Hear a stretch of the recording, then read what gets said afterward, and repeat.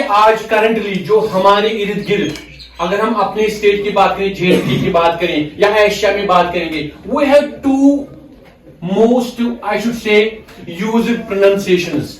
एक तो है ब्रिटिश और दूसरा है अमेरिकन।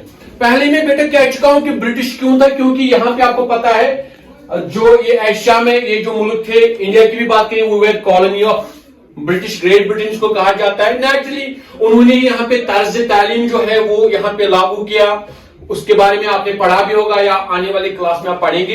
एंड नेचुरली जो पहला यहाँ पे प्रोनाउंसिएशन शुरू हुआ इंग्लिश के हवाले से, that was British and it is still prevalent in this very part of I should से एशिया।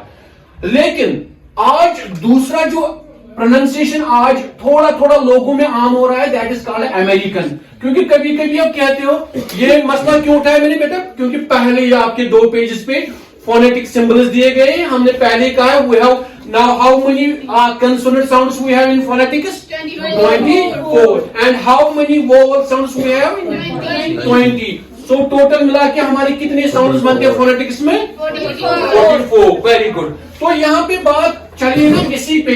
तो यहाँ पे इंपॉर्टेंट पॉइंट है सर, ये अमेरिकन प्रोनाउंसिएशन कहां से आ गई। चलिए ब्रिटिश का यहाँ पे दबदबा था, ब्रिटिशर्स ने यहाँ पे एजुकेशन लाई या उन्होंने यहाँ पे अपनी प्रोनाउंसिएशन फैलाई।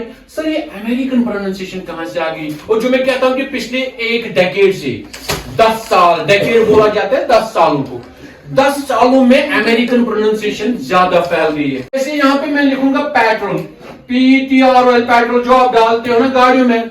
हाँ, कहां जाना है, मुझे यहाँ पे पेट्रोल पंप पे जाना है, गाड़ी में पेट्रोल डालना है। लेकिन बेटा अगर आप अमेरिका में जाओगे, आप हर जो यहाँ पे स्टेशन होगा ना, पेट्रोल पंप जिसको हम बोलेंगे, हम उनको बोलेंगे मेरी गाड़ी में यहाँ पे भाई ये पैसे ले लो, डॉलर ले लो, अब मुझे गाड़ी में पेट्रोल डालो। वो बोलेंगे we have nothing like petrol, हमारे पास पेट्रोल कुछ नहीं है। सर क्या मसला है, वहां भी गाड़ियां नहीं चलती पेट्रोल। भैया चलती है वहां गाड़ियां। Call this very liquid with another name. किसी को पता है अमेरिका में पेट्रोल को क्या बोला जाता है? It's called gasoline. Gasoline. These are some pronunciation difference है वहां पे। हालांकि यहाँ पे तो अलग वर्ड ही है, लेकिन काफी ऐसे वर्ड हैं बेटा जहां पे अमेरिकन प्रोनाउंसिएशन थोड़ा डिफरेंट है। किस प्रोनाउंसिएशन से? ब्रिटिश प्रोनाउंसिएशन से।